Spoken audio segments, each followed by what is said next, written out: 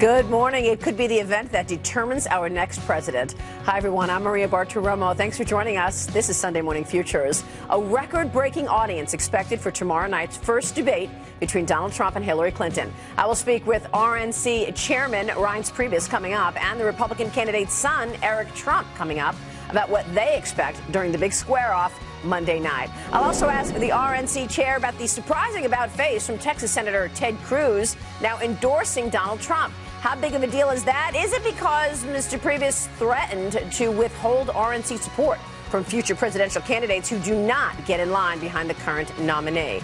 And peaceful protests overnight after Charlotte police released their video of the fatal shooting of Keith Lamont Scott.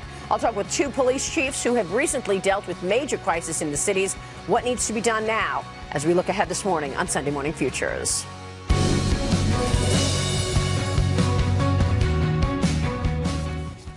Just one day to go before the big presidential debate, the first presidential debate between Hillary Clinton and Donald Trump. Workers inside the debate hall at Hofstra University on Long Island are busy right now setting up the stage. Mrs. Clinton reportedly putting in long hours with top advisors, brushing up on her deep knowledge of policy, while Mr. Trump is said to be planning to rely largely on instinct.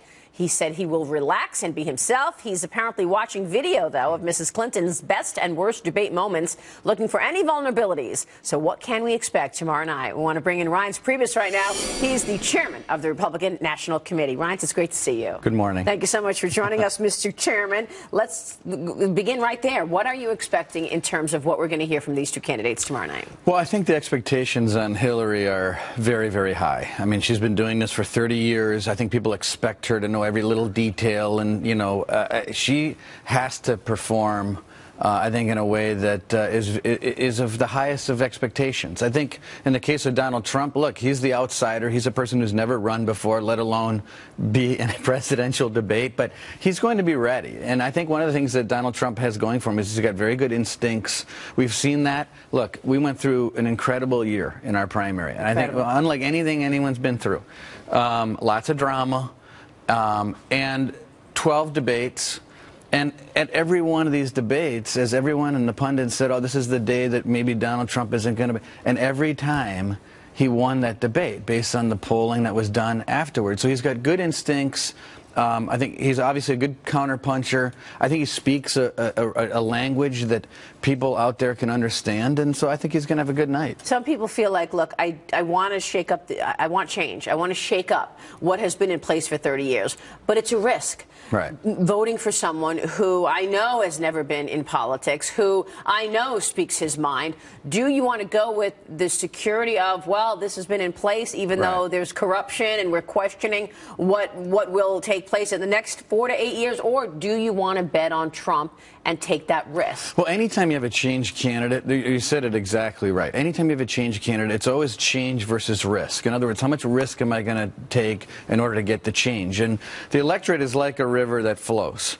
And if your candidate's flowing with the river, it's a lot easier to win. And Donald Trump's flowing with that river. People want the change. The other side wanted the change, too. That's why Bernie Sanders almost won, but they got stuck with Hillary. So now you have the status quo on one side, you have the change candidate on our side, which we're feeling good about, and the electorate that wants to move that direction. But limiting risk, discipline on messaging, those are the things that Donald Trump's been doing, and he's been doing it very, very well. A lot of people had texted me last night. They thought last night's speech was the best speech he'd ever given on the trail so far. But it's the message discipline that the electorate's looking for, and I think he carries that into tomorrow night. I see good things happening for us. You look at Hillary Clinton's website, and it's literally A to Z. It starts with Alzheimer's. There's so much in there. You look at Donald Trump's website, and it's a 4-point plan in the economy.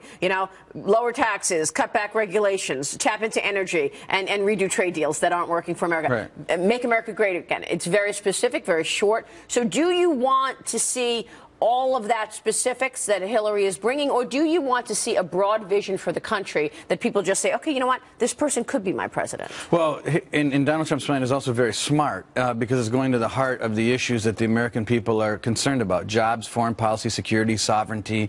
These are the things that everyone is talking about. The problem with Hillary Clinton is, she's got, as you pointed out, she has all of these ideas, all these incredible things she's going to do in foreign policy and abroad. One of the things that Donald Trump has said so often often, which is very true, is, look, I appreciate, Hillary, you have all of these ideas and all of these things you want to do in regard to foreign policy, but of all the people out there in the world that had the opportunity to make these changes, it was you. Right. No one out there watching us right now, Maria, had the opportunity that she had. And did she do it? No, she failed, and it was a disaster. So while it's great to have all these ideas now, what happened when you had the chance? And then each side is trying to get in the other's head. Obviously, Hillary's camp invites Mark Cuban to sit right in the front row, facing Donald Trump right there. Are there rules about what we're going to see on screen from the debate commission? Well, usually when these debates are put on, there are some conversations about what's going to be in the screenshot and what's not. I would hope and expect that the Presidential Debate Commission, the Commission on Presidential Debates, would look at what the screenshot is and make some determinations as far as who should be there, who shouldn't, or the campaign should probably be involved in that process. I don't know where that's going, but that's typically something that does happen before the debate. So it's probably not going to be allowed to have somebody there taunting. I would hope not. I mean, I would think it would be. I don't think we want to have a fiasco here, and I don't think there will be, quite frankly. And I think, so people understand, the Trump campaign has not invited Jennifer Flowers to be at the debate, and obviously this Mark Cuban play, I think, was over the top by the Hillary Clinton campaign. That wasn't just by accident. And look, you know, you hit Donald Trump, and sometimes he counterpunches, even if it's for a laugh. But it's important that they understand that this is something that I don't think is acceptable to taunt and to do those sorts of things. At this point, you've got party unity, it looks like. I mean, Ted Cruz endorsing Donald Trump is a big deal. Is that because you were very clear with people and you said, look, you're not going to get the money, you're not going to get the Republican National Committee support if you do not get behind the nominee? You did sign a pledge, after all. Well, I appreciate Senator Cruz coming on board, and I also appreciate the fact that he didn't just say, I'm supporting Donald Trump. He actually laid out a really smart, intelligent, reason for, 6 reasons why he was supporting Donald Trump over Hillary Clinton, mainly, for one thing, for all the Republicans out there and independents, the Supreme Court. We're not just talking about a 4-year presidency. We're talking about 40 years of laws that can go by the wayside if we don't get control of the Supreme Court. We could, we have Scalia's appointment, but we also have potentially 2 or 3 others that might pop up. And it wasn't a matter of threats at all. I mean, I'm not in the threatening and making threats business, but I do think it's important for candidates that compete in a process. And we have, in some cases, 1, 2, or 3 different pledges with particular candidates. Some signed some signed 1, 2, 3, some signed them all.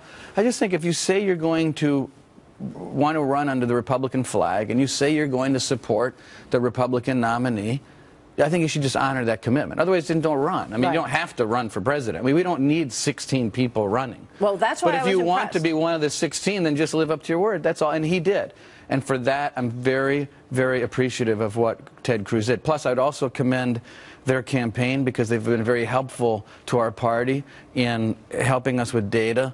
We have data exchange agreements, and Cruz's campaign has been very, very good about that. And in fact, so has Jeb Bush's campaign, actually. They've been very good with exchanging data with the Republican Party. I like the fact that Ted Cruz was a man of his word, I have to say. And then afterwards, he also said, and by the way, I don't want Hillary Clinton as the president.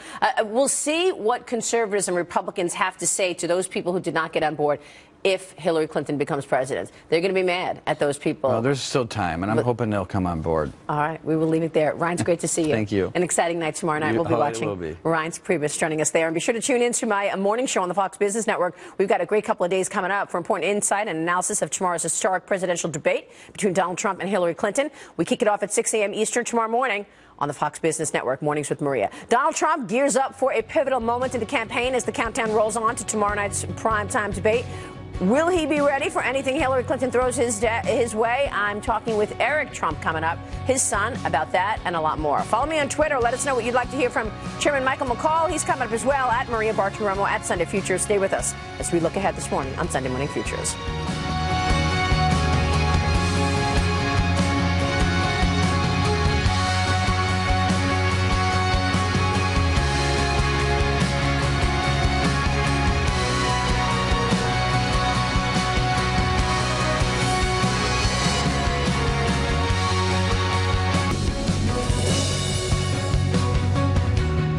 More than 100 million people are expected to watch the debate, the first presidential debate, Monday night. Eric Trump is the executive vice president of development and acquisitions for the Trump Organization and, of course, Donald Trump's son. Eric, great to see you. It's great to be here, Maria. So what do you feel when you hear those numbers? 100 million Americans tuned into the debate tomorrow night. It's amazing and special. I think it's actually a testament in many ways to my father and what he's created. I mean, he's not the typical politician. He's not the scripted politician. He started an incredible movement in this country. I mean, he's talking to working class Americans who have totally been left behind by career politicians, and that's exactly what Hillary is. And it's a very simple, straightforward message. We need to control the borders so that we know who's coming in and out, so that we can make sure the country is safe. We need to create jobs. That message he has been really hammering home these last couple of weeks. Is that how he's preparing? What is he doing to prepare for the big debate? Yeah, it's really two words: America first. You know, very, very, very simple. And that hasn't happened in so long. We're disrespected all over the world. The president flies into China last week. They don't even bring a staircase up to Air Force One. I mean, he literally comes out of the service entrance of the plane. We need to bring back respect to this country. We need to bring back jobs to this country. We have to stop losing our manufacturing overseas. We have to decrease our national deficit. We have to take care of our educational system, which is a mess. I mean, we're ranked 30th in the world in terms of education in the United States. We need to start putting America first again, and that's his message, and it's very, very simple. So what will be success at this debate from your standpoint? What do you want to feel when you're walking out of that debate to feel, okay, I think my team won? Yeah. Being himself. I mean, my father being himself. You look at Hillary. I mean, Hillary's been a politician longer than I've been alive. It's kind of hard to believe. She's been a politician, what, 36 years? I mean, so she just beats me out by a little bit. I mean, that's all she's done her entire life. My father comes in. He's built an amazing organization. He's built an incredible company. He's employed tens and tens of thousands of people. He's a brilliant guy. He doesn't need the job. I mean, the reason he's in here is to try and work out these messes that these politicians have created over the last 30 years. And you see all the problems. You see the things that are happening in this country right now that are unthinkable, whether it be bombs going off downtown New York and in New Jersey, and people getting stabbed in malls in Minnesota, you know, ISIS and how they're on the rise. You see the Middle East, which is a complete hornet's nest. It's a total mess. Iraq, Syria, Libya. I mean, all these countries, we've spent trillions of dollars and we're worse off because of it. We've lost thousands and thousands of lives. I mean, my father has to be the guy he is, which is authentic and true. He's an amazing person, and he's doing this for the right reason, and that's what you're going to see on Monday. Well, we saw him react to the racial unrest that we saw and the protesting that we saw this past week, and he was very measured. Tell us what went into that. Did you talk to him after what took place in North Carolina and in Tulsa? When he saw the Tulsa video, he knew what it looked like. What's worse than this? I mean, we need unity back in this country. Can he bring everybody together? I think so. I mean, right now you have this divide that's unbelievable. You have our law enforcement, which are amazing people. You also have a community that totally feels left behind. And quite frankly, that community in so many regards has been left behind. I mean, you look at so many inner cities in this country, you have 60% unemployment in African-American youth throughout the United States. I mean, 60%. And he's talking about it through this 4-step plan to, number 1, lower taxes, number 2, roll back regulations, number 3, tap into energy, and number 4, redo trade deals that are not advantageous to America. Well, think of what that accomplishes, right? I mean, think about what bringing jobs to America accomplishes, putting people to work, really making them feel great value, making them aspire to do something fantastic, giving them hope and opportunity. I mean, that's an amazingly powerful tool. Think about if we get rid of all the waste and inefficiency in government, right? The $20 trillion.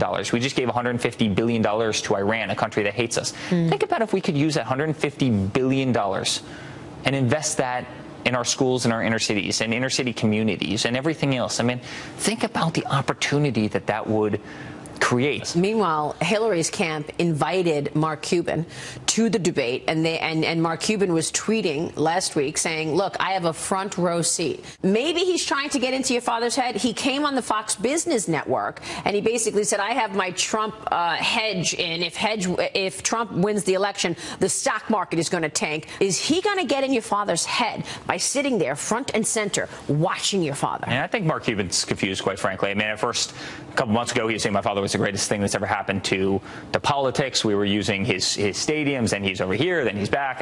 Listen, I don't know what to make of him, and who knows? It's not going to affect my father at all. In fact, my father is going to have a lot of working class Americans at the debate, and those are the people who have been left behind by this country, right, and by the politicians. Well, I have to believe that you each got the same amount of seats, right, in the front row. So you are going to have people in the front row. I mean, I know it is all about the smart, fundamental things, but there is something. We'll have people in the front row, and I'll be one of them, and so will Ivanka, and so will Don, and I didn't miss a single debate. I'm so proud to be there by my father's side, and believe me, we'll be at every one of these, and we'll be cheering him on as a family and doing great. What's most important, do you think, in terms of these swing states? I mean, you look at Colorado, you look at Ohio, you look at even Pennsylvania getting real tight.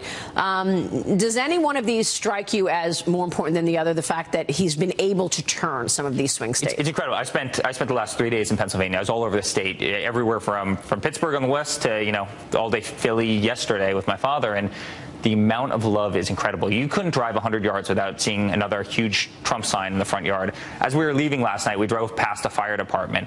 Every single engine was outside of the fire department, their horns blaring, their sirens going, and the whole fire department was clapping. I mean, this is right outside Philadelphia. Wow. I mean, the love is tremendous. And then you see states like Colorado, right? When was the last time Colorado went Republican? Right, and we're winning. I mean, so many polls have us either tied or ahead in a state that's never been really won by Republican. I mean, his message is resonating. Look at New Mexico, look at Nevada. I mean, so many of these states. I mean, he's really. So they're all important. He's really rewritten the electoral map, and it's really amazing. What about the black vote? I saw him at that church in Detroit, where the pastor interrupted him, said, "Look, Mr. Trump, we didn't invite you here to give a political speech." He handled that very well. What is he doing? Does he need to do more to really get the African American community in his corner? I think one of the great takeaways, honestly, the great takeaways of this campaign and of the Republican Party this election cycle is what he's been doing with the African American communities. He's been in so many of the African American communities. He's been talking to those communities. Those communities have been so left behind by our government. I mentioned 60% African American youth that are unemployed in these communities. You look at, some of the poverty rates in these communities. You look at what's happened to food stamps, right? During Obama administration, they've gone up tremendously. These communities have been left behind, and quite frankly, Democrats have always taken their vote totally for granted, and it's so nice to see him going in and saying, listen, I'm going to bring back jobs. I'm going to bring you opportunity. I'm going to come back and I'm going to fix your educational system. I'm going to give your children school choice. I'm going to fix the problem, and you will not be ignored because you are an important part of society that has totally been left behind. All right, I like the idea that he sent notes to his followers and notes to his supporters saying, what do you want me to do at the debate? Should I call her Crooked Hillary? Yeah. Is he listening to what he's hearing from his supporters? Is he going to call her Crooked Hillary on the debate stage? Yeah, he's absolutely listening, and he does that very well. And, so many of this, you can't script these things. You kind of have to go out there and feel the moment. And I think that's the problem with a lot of politicians. They try and script each minute of this. Well, in minute one, I'm going to do this. In minute two, who knows what she's going to do? Who knows what she's going to say about him? Is it more important when he's on that debate stage to talk about where his vision is for the country, or will it be more important to remind folks of things like you just said about his opponent? Talk about where Hillary Clinton's failures were. I think it's both. Both. I think it's a message of America first. We have to start winning again. I mean, it's the winning message. It's jobs, jobs, jobs. It's our economy. It's stop the waste, stop the nonsense, stop the abuse, stop other countries from ripping us off. Take care of the people who are suffering in our own country before you take care of those outside of our borders. I mean, America has to come first for our politicians, and that's not how it's been run. And I think also you do have to point to a pretty terrible track record that has created so many of the problems that we see every day in our everyday lives. All right, we will leave it there. We will be watching. Thank you, Maria. Monday night, the debate stage. Eric, thank you. Great being with you. Eric Trump joining us there. Follow me on Twitter. Let us know what you'd like to hear at Maria Bartiromo, at Sunday Futures. Stay with us as we look ahead on Sunday Morning Futures.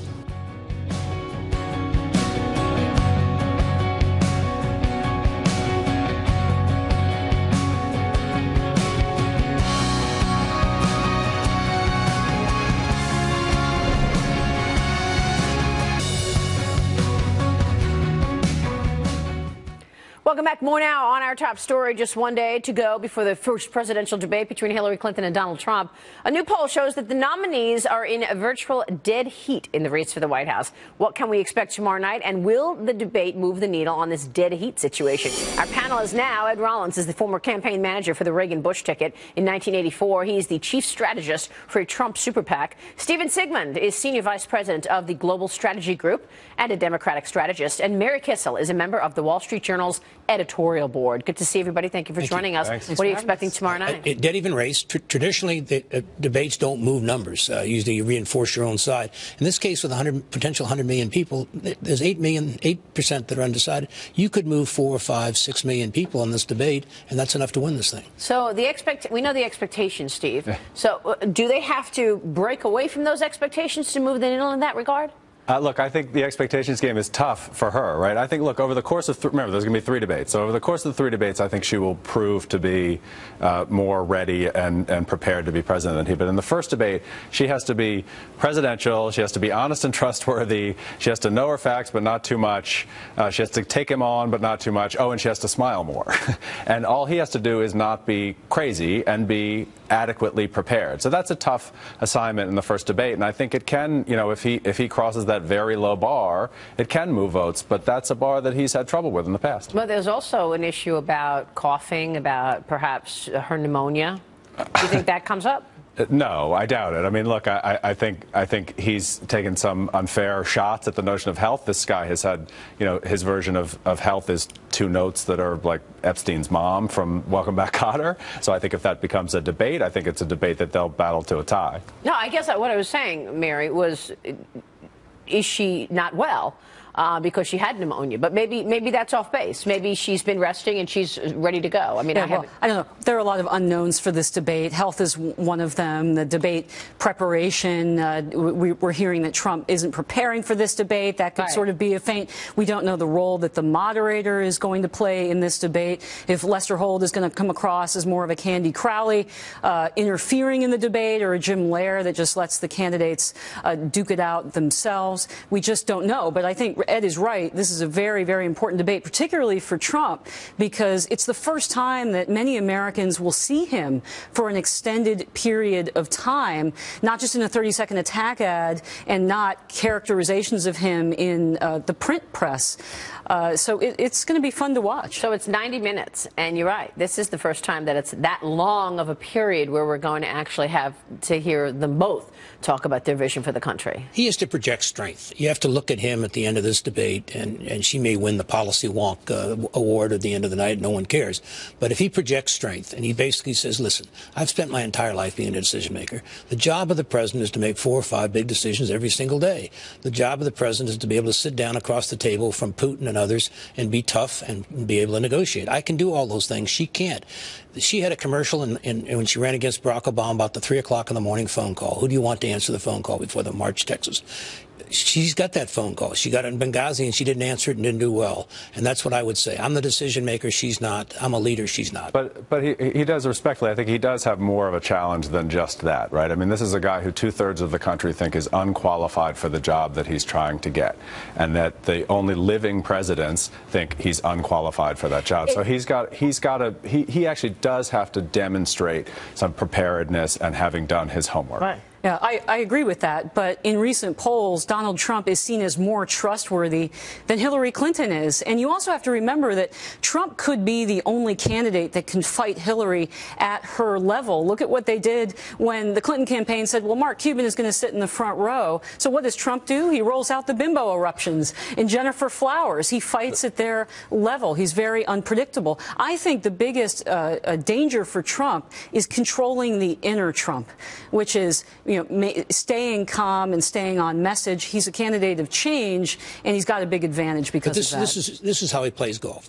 He always stays very close to the end. People tell me he's a scratch golfer.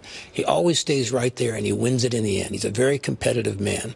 And I think the key thing here is can he project that strength? Can he basically, and to your point about him being, she has the same kind of numbers, and she's been on the stage for 30 years. Right. So I think the reality is that this is going to be something where people are going to make mix their minds up, and it's going to reinforce the base. She doesn't have the same kind of numbers on being qualified for president. Yes, about trustworthiness and honesty. In fact, she has a challenge where she's got to come across as warm. But I think the inner Trump.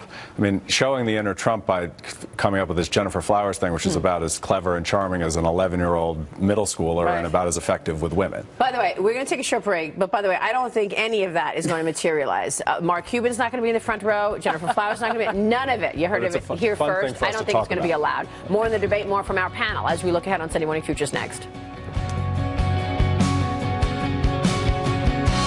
Panel, Ed Rollins, Stephen Sigmund, Barry Kissel. Let's talk about the moderator for a second. Lester Holt moderating tomorrow night, where 100 million people will be watching. What do you expect from him, yourself, as a journalist, Mary Kissel? No, I would hope that he would ask tough questions of both candidates. Lester Holt is getting a lot of pressure from the left not to let Donald Trump, quote unquote, get away with lies. They want him to, quote unquote, fact check Donald Trump. Of course, they're not asking for Hillary Clinton to be fact checked. Effectively, they want Lester Holt to inject himself into the debate, to become part of the debate. That's not the job of a moderator. The job of a moderator is to ask tough questions and to facilitate the debate. That's what Candy Crowley did, and she got it wrong. And she did. And Mitt Romney froze, and I think it's a large part of the reason why he lost that debate and lost the confidence of the American people. Yeah, I agree with that. I mean, I think that the moderator's job is to ask tough questions, but there is a job to do on fact checking both of the candidates. And I think, you know, when the fact checkers do fact checking on both of the candidates, a guy who PolitiFact has already found out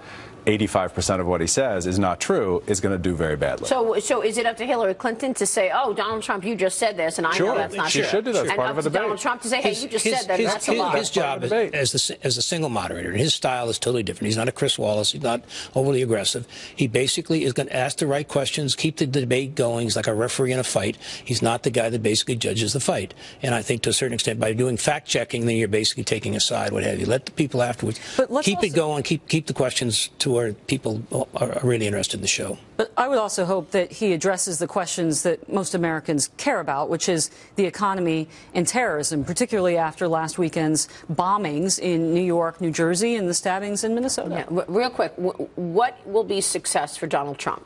He basically walks off the end of the stage with a tie or a win. What will be success for Hillary Clinton? She projects warmth and presidential character and capacity to lead. Warmth. Okay. Mary, your thoughts? That Donald Trump controls himself, that he stays on message, and, you know, there's nowhere to hide in the 90-minute debate. For Hillary, it's warmth, but that's something that she's simply not. So I think that's going to be tough for her. She has to win, though. He doesn't. She has to win. The expectations are tougher for her, no question, as always. The expectations are here because everybody thinks, yeah, you do know everything. And they don't have those because he's never been a politician. And I think he will win. You think he will win? It could be the only debate. This debate? Wow. I think he'll do well in this debate. Over the three, it'll be clear that she Thank you so much, Mary, Steve, Ed, good to see you. That'll do it for Sunday Morning Futures. I'm Maria Bartiromo. I'll see you tomorrow morning.